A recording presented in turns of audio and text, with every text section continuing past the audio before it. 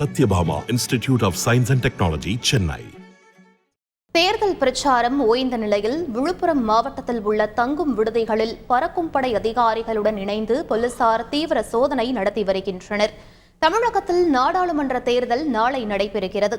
விழுப்புரம் மாவட்டத்தில் 1966 வாக்குச்சாவடி மையங்களில் தேர்தல் நடைபெறவுள்ளது.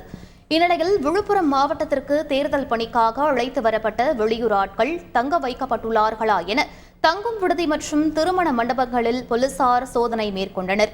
தங்கும் விடுதிகளில் உள்ள பதிவேடுகளில் புதியதாக அறை எடுத்து தங்கியுள்ளவர்களின் விவரம் அடங்கிய பட்டியல்களை ஆய்வு செய்த போலீசார் விடுதி ஊழியர்களிடமும் விசாரித்தனர்.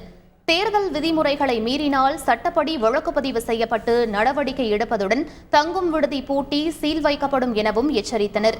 தேர்தலை சீர்குலைக்கும் வகையில் சந்தேக நபர்கள் தங்கியுள்ளார்களா என்று விடிய விடிய மாவட்டத்தில் உள்ள அனைத்து தங்கும் விடுதிகளிலும் போலீசார் தீவிர சோதனை மேற்கொண்டனர்.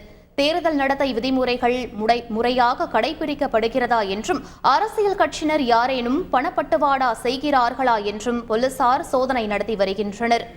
நாளை நாடாளுமன்ற தேர்தல் நடைபெறும் நிலையில் கொடைக்கானல் தங்கும் விடுதிகளில் காவல்துறையினர் தீவிர சோதனையில் ஈடுபட்டனர். தமிழகத்தில் நேற்று மாலையுடன் பிரச்சாரம் ஓய்ந்த நிலையில் பணப்பட்டுவாடாவை தடுக்கும் விதமாக கொடைக்கானலில் தங்கும் விடுதிகளில் போலீசார் சோதனை நடத்தினர்.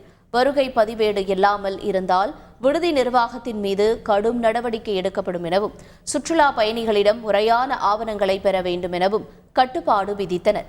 சந்தேகப்படும்படி யாரேனும் வந்தால் உடனடியாக தகவல் அளிக்க வேண்டும் எனவும் போலீசார் அறிவுறுத்தினர்.